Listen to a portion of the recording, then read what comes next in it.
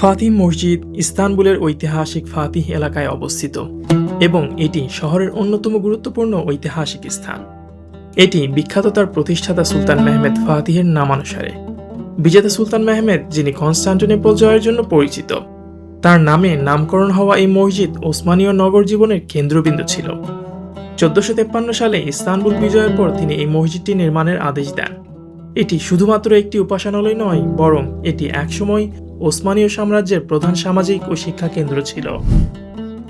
সবাইকে শুভেচ্ছা জানিয়ে শুরু করছি টুকিটাকির আজকের অনুষ্ঠানে। আমি এই মুহূর্তে দাঁড়িয়ে আছি ইস্তানবুলের সেই প্রখ্যাত ফাতিহ সুলতান মেহমেদ মসজিদের সামনে। ফাতিহ মসজিদ, যেটিকে তুর্কি ভাষায় ফাতিহ জামি আর বাংলায় বিজেতার মসজিদ বলা হয়, এই মসজিদটির নাম ওসমানীয় সুলতান মেহমেদ ফাতিহর নামে নামকরণ করা হয়েছে, যিনি তুর্কিতে ফাতিহ সুলতান মেহমেদ নামে পরিচিত। এই ওসমানীয় সুলতান মাত্র 21 বছর বয়সে কনস্টান্টিনোপল বিজয় করেন। ফাতিহ মসজিদ শুধু নামাজের স্থান নয়, একসময় এই কমপ্লেক্সের চারপাশে ছিল 16টি মাদ্রাসা, চিকিৎসা কেন্দ্র, লাইব্রেরি, বাজার, সরাইখানা, মুসাফিরদের জন্য গোসলখানা এবং জনসাধারণের রান্নাঘর, যা দরিদ্রদের খাবার পরিবেশন কেন্দ্র নামে পরিচিত ছিল। এটি ছিল পূর্ণাঙ্গ সামাজিক সেবা কেন্দ্র, যা তৎকালীন ইস্তানবুলের মানুষের জীবনকে সরাসরি প্রভাবিত করত। আপনারা যেটি দেখতে পাচ্ছেন আমার পিছনে, এটি আসলে কোনো গোরস্থান অথবা কবরস্থান নয়, এটি আসলে পানি রাখার একটি বিশেষ ব্যবস্থা। এটা অনেকটা হাউজের মতো। এই মসজিদের স্থাপত্যে একটি বিশেষ অগ্নি নির্বাপক ব্যবস্থা ছিল। 1825 সালে সুলতান দ্বিতীয় মাহমুদ মসজিদের প্রধান ফটকের বাম পাশে একটি বড় পানি সংরক্ষণের হাউস বানিয়েছিলেন। উদ্দেশ্য ছিল কোনো অগ্নিকাণ্ড ঘটলে সেই হাউস থেকে দ্রুত পানি তুলে আগুন যেন নেভানো যায়, কারণ তৎকালীন সময়ে মহল্লার প্রায় সব বাড়িঘরই কাঠ দ্বারা নির্মিত ছিল। এই প্রাচীন প্রকৌশল ব্যবস্থা প্রমাণ করে যে তৎকালীন সময়েই নিরাপত্তার বিষয়টি কতটা গুরুত্বের সঙ্গে ভাবা হতো। এটি সেই সময়ের উন্নত নগর পরিকল্পনার এক উদাহরণ।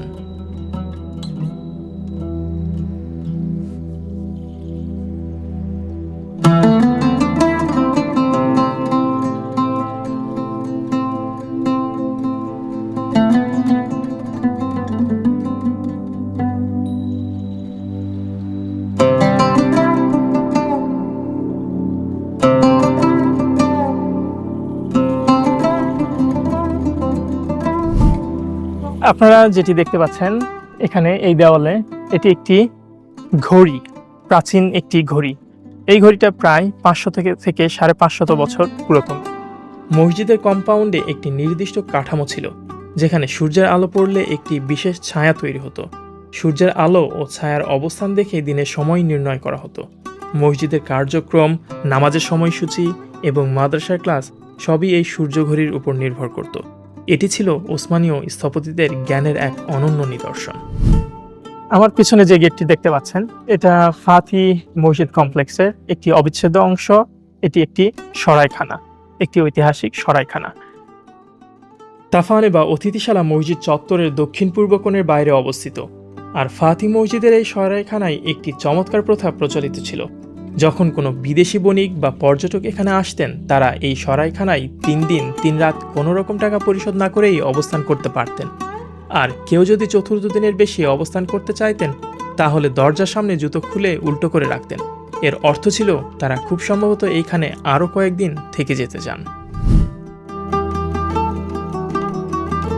এই জায়গাগুলো বিভিন্ন দূর দূরান্ত শহরগুলো থেকে যখন লোকজন, ব্যবসায়ীরা ঘোড়া বোঝাই করে জিনিসপত্র নিয়ে যখন গ্র্যান্ড বাজারে যাচ্ছিল, তখন তারা এই জায়গায় এসে ছোট্ট একটা বিরতি দিত। আর এই জায়গাগুলোতে তারা তাদের ঘোড়া, গাধা অথবা উটকে পানি খাওয়াতো। তারপরে তারা এখানে কিছুক্ষণ বিশ্রাম করে তারপরে তারা আবার গ্র্যান্ড বাজারের দিকে মুভ করত। আপনারা যেটা দেখতে পাচ্ছেন আমার পাশে, এই যে পিলার, এই পিলারটা হচ্ছে ফাতিহ মসজিদের আর্কিটেকচারাল গুরুত্বপূর্ণ পয়েন্টগুলোর একটি। সেটা হচ্ছে যে এখানে যে কয় ধরনের পিলার ব্যবহার করা হয়েছে, তার মধ্যে এটি একটি গুরুত্বপূর্ণ পিলার। এটা হচ্ছে সবুজ অথবা কালচে কালার, যেটা আমরা বলতে পারি আর কি। মসজিদের স্থাপত্যের মূল ভিত্তি হলো এর স্তম্ভগুলো। এর ভেতরের স্তম্ভগুলো অত্যন্ত মজবুত এবং শৈল্পিকভাবে ডিজাইন করা হয়েছে। প্রতিটি স্তম্ভই এক একটি গল্প বলে। এই স্তম্ভগুলো শুধু ছাদকেই ধরে রাখেনি, বরং এটি পুরো স্থাপত্যের সৌন্দর্য ও ভারসাম্য রক্ষা করে চলেছে। কমপ্লেক্সের স্তম্ভগুলোতে ব্যবহার করা হয়েছে মার্বেল ও গ্রানাইট। অনেক স্তম্ভ বাইজেন্টাইন আমলের বিভিন্ন ভবন থেকে আনা, যা প্রমাণ করে যে তুর্কিরা পুরনো স্থাপত্য উপাদানকে নতুন নকশায় অন্তর্ভুক্ত করার ক্ষেত্রে কতটুকু দক্ষ ছিল।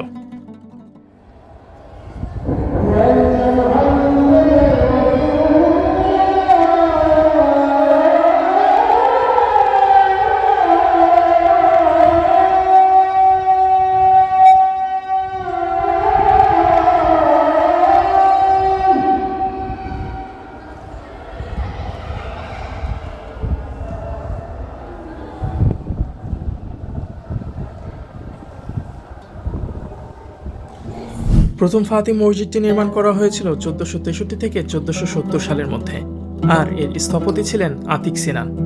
1599 সালের ইস্তানবুলের ভূমিকম্পে মসজিদটি বড় ধরনের ক্ষতির শিকার হয়েছিল এবং দ্বিতীয় বায়েজিদের শাসনামলে এটি মেরামত করা হয়। 1766 সালের ভূমিকম্পে এটি পুরোপুরি ধ্বংস হয়ে গেলে সুলতান তৃতীয় মুস্তফা 1767 থেকে 1771 সালের মধ্যে স্থপতি মেহমেদ তাহির আগার তত্ত্বাবধানে মসজিদটি পুনরায় নির্মাণ করান। এই কারণে মসজিদটি তার আসল চেহারা হারিয়ে ফেলে। 1932 সালের 30 জানুয়ারি এই মসজিদটিতে প্রথমবারের মতো তুর্কি ভাষায় আজান দেওয়া হয়। 1999 সালের গোলযোগ ভূমিকম্পের কারণে এর ভিত্তিমূলে ফাটল ধরা পড়ায় 2008 সালে তুরস্কের ধর্মীয় প্রতিষ্ঠান বিষয়ক অধিদপ্তর এটির ভিত্তি শক্তিশালীকরণ এবং সংস্কার কাজ শুরু করে এবং 2012 সালে এটি পুনরায় প্রার্থনার জন্য উন্মুক্ত করা হয়।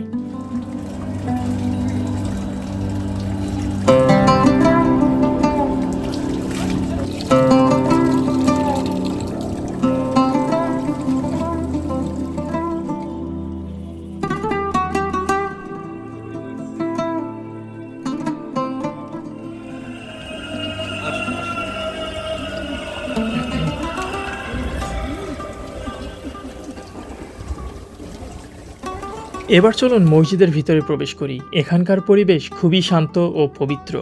বিশাল কেন্দ্রীয় গম্বুজ, গম্বুজের নিচে ঝুলছে বিশাল ঝাড়বাতি, যা মসজিদের ভেতরের বিশাল জায়গাকে আলোকিত করে। ভেতরের দেয়ালগুলোতে আছে হাতে আঁকা অনন্য ক্যালিগ্রাফি এবং রঙিন কাচের জানালা, যা এক অসাধারণ আধ্যাত্মিক আবহ তৈরি করে।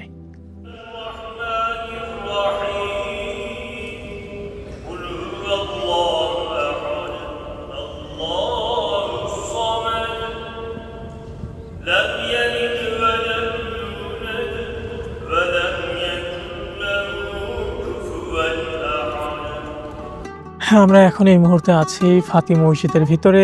আমরা ফাতি মসজিদ এখানে দেখতে পাচ্ছি। যারা জামাত মিস করেছেন তারা আবার ছোট ছোট করে জামাত করে এখানে নামাজ আদায় করার চেষ্টা করছেন। আর তাদের নামাজ পড়ার ঠিক সামনে জায়গাটায় এখানে দেখতে পাচ্ছেন ছোট্ট একটা ঘরের মতো, একটা ছাদের মতো, এবং নিচে ছোট ছোট সাদা শ্বেত পাথরের পিলার। এই জায়গাটা আসলে হচ্ছে মুয়াজ্জিনদের বসে এখান থেকে ইকামত প্রদান করার জায়গা। এখানে তারা বসেন, এখান থেকেই ফরজ নামাজের পর তারা এখান থেকে দোয়া দরুদ উচ্চ স্বরে পাঠ করে থাকেন। তখন তাদের সাথে সাথে মুসল্লিরাও একযোগে দোয়া দরুদ পাঠ করে থাকেন আর কি।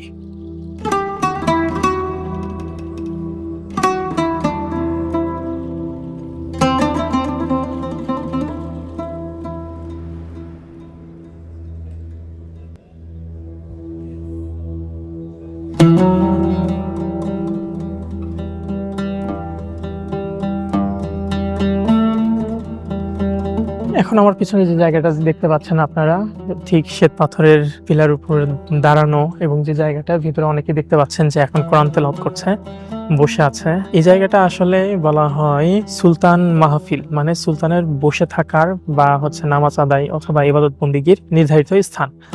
এখন ইসলাম ধর্ম অনুযায়ী সেটা হচ্ছে যে মসজিদে যখন সবাই এক কাতারে দাঁড়িয়ে যান মুসলমানরা, তখন কে রাজা, কে বাদশাহ, কে দিনমজুর, কে ব্যবসায়ী, কে ছাত্র, কে শিক্ষক, সবাই এক কাতারে, তাদের কোনো আলাদা শ্রেণীবিন্যাস থাকে না।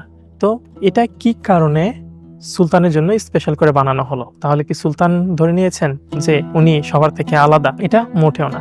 এটা শুধুমাত্র সুলতানের সিকিউরিটি বজায় রাখার জন্য, তার নিরাপত্তার জন্য বানানো হয়েছে। কথিত আছে কে বা কারা কোনো এক সময় বাদশাহের উপর অতর্কিত হামলা চালানো, তাকে হত্যা করার উদ্দেশ্য। তো পরবর্তী সিকিউরিটি অথবা নিরাপত্তাজনিত কারণে এই টাইপের একটি বিশেষ কাঠামো দাঁড় করানো হয় মসজিদে, কারণ তারা নিয়মিত মসজিদে এসে নামাজ আদায় করতেন। তো তারা ওখানে যখন নামাজ পড়তেন, তারা মূলত প্রথম কাতার, দ্বিতীয়, তৃতীয়, চতুর্থ কাতার, বিভিন্ন কাতার থেকে বিভিন্ন লোকজনকে ডেকে তারা এই জায়গাটিতে নিতেন। উদাহরণস্বরূপ যদি আমি বলি, প্রথম কাতার থেকে 3 জন হুটহাট করে বেছে নেওয়া, দ্বিতীয় কাতার থেকে 5 জন, তৃতীয় কাতার থেকে হয়তোবা 2 জন, এরকম করে বিভিন্ন কাতার থেকে র্যান্ডমলি হুটহাট করে বাছাই করে কয়েকজনকে নিয়ে ওই জায়গাটা কাতার পূরণ করে তারপরেই বাদশাহ নামাজ পড়তেন, শুধুমাত্র তার নিরাপত্তা জনিত কারণে।